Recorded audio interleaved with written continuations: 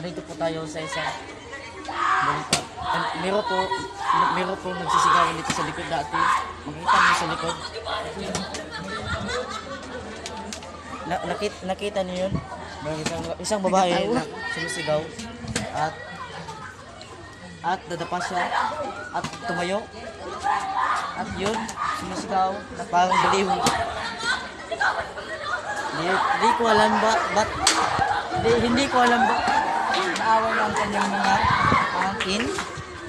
Kaya panoorin na lang natin ang full na video ang kanilang pag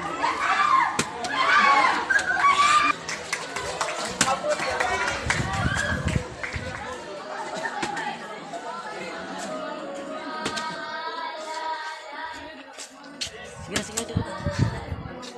Meron isang babae na kumakanta malapit lang sa ganitong gym. At isang araw, pinagkuhanan sila, dalawang lalaki ang napatay. Dahil sa pagbunggab ng isang lalaki, napatay ang isa. Kaya ang mga tao ito, ang nagulungan ng isang dalawa at isang patay sa dibdib, sa ulo, at sa puso pala.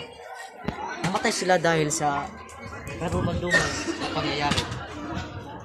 Nakita niyo po sa aming likuran o sa aming harapan, mayroong mga kontinista na pistik.